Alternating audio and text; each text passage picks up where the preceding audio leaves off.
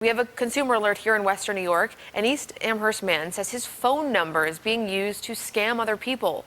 News 4's Dave Graber is live in the newsroom with the details. Dave? Well, Nalina, for the past several weeks, one of our photographers has been getting calls at home from this number. Now, if you picked up, there'd be no one there. Now, the number was registered to a Doug Marshall, so we decided to track him down.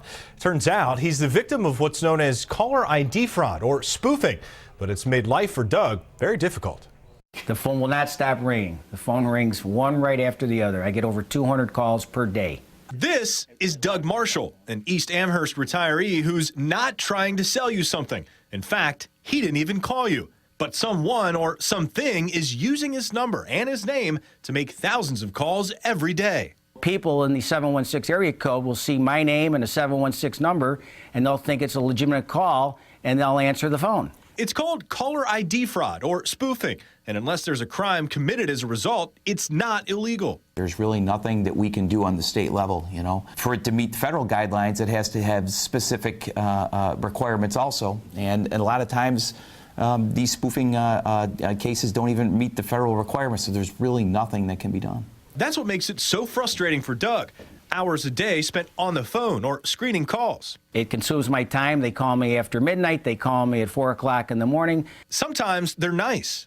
Hello, you just called my number like the third time you call me, but you keep hanging up. And sometimes they're downright threatening. Hey, what the f***? You don't want to talk now? You call this number again, face. It's hard to avoid. No, I didn't call you. No, I'm not.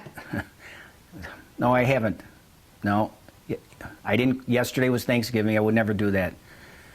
Just calm down a minute. Calm down. The reason I don't change my phone number is because the FCC, and I agree with them, tells me that they can just do it again. If they like the name Doug Marshall, they will just take my new number, and it's just going to continue. So to change your number isn't really the answer, and I've had my number for years, and people know my number, and I'm not about to change it for these people for their actions. Now, again, if a crime like fraud isn't committed as a result, there's really nothing that Doug can do but change his number.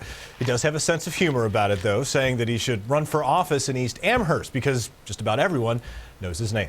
Reporting live in the newsroom tonight, Dave Graber, News 4 at 5.